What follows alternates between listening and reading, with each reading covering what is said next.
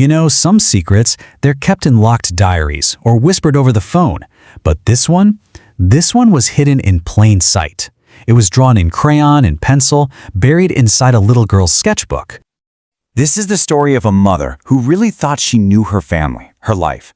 But she was about to find out that her 10-year-old daughter's art, well, it wasn't just imagination. It was documentation. It was a witness statement. Because, as it turns out, sometimes the most devastating truths are the ones that are revealed through the eyes of a child who sees absolutely everything. So, how did it all start? Innocently enough, really. Just a mom feeling proud of her daughter's school art project. See, Leela was this gentle, observant kid. She was way more comfortable with a sketchbook than she was with a screen. So when her mom heard about this project, she was thrilled. She thought, great, my daughter's finally opening up, finding a new way to express herself. Little did she know what exactly was being expressed. One evening, she gets home a little early, and she finds this single drawing that had fallen off the table. A drawing that would make her heart just stop. It showed a scene she never, ever could have imagined. At first, she just dismissed it. Kids have wild imaginations, right? But then the details started coming into focus, and they were chillingly precise. The little mole under her husband's eye, the exact pattern on his tie, the one he always wore for his so-called client meetings. This wasn't a fantasy. It was a portrait. And in that one instant, a simple child's drawing became a piece of cold, hard evidence. And believe me, that was only the first page. The full story? It wasn't just on one page. Oh no, it was cataloged, page after page, in Leela's sketchbook.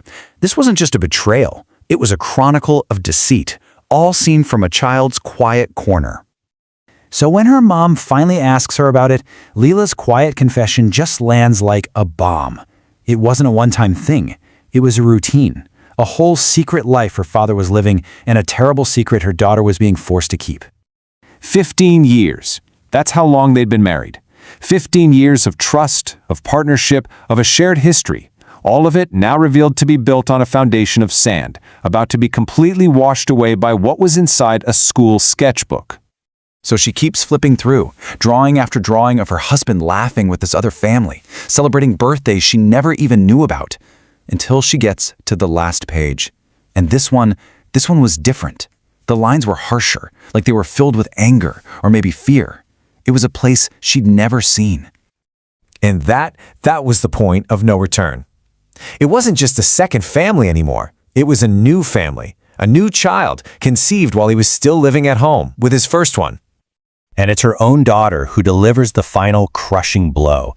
The betrayal wasn't just in the past, it was his plan for the future, a future where he was slowly, deliberately replacing them.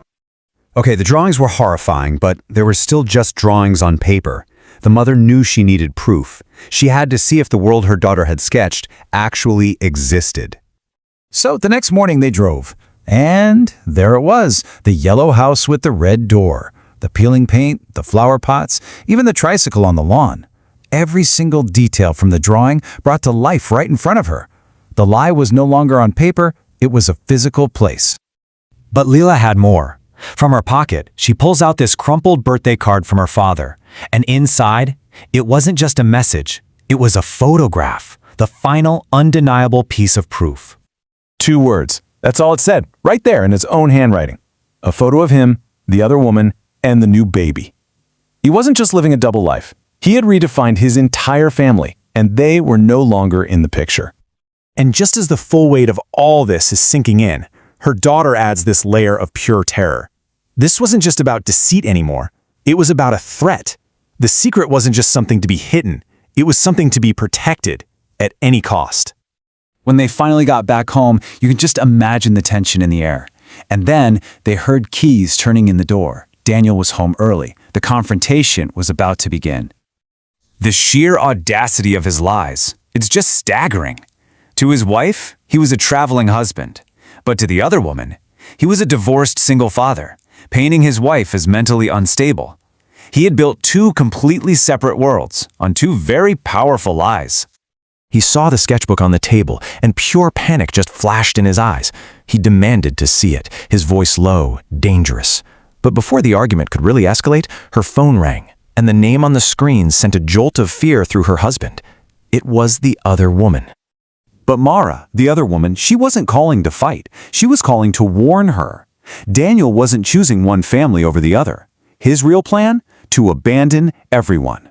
To just erase both of his lives and start a third one, completely alone.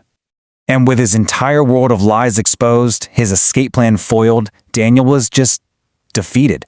But the final blow, it didn't come from his wife or his mistress. It came from his daughter, with a question so simple and so profound, it just cut through everything. In the end, as the man who built their life on lies just walked away, that little sketchbook that exposed all the darkness, it became a symbol of a new beginning. A blank page, not for documenting secrets, but for creating a brand new story. A story of just the two of them.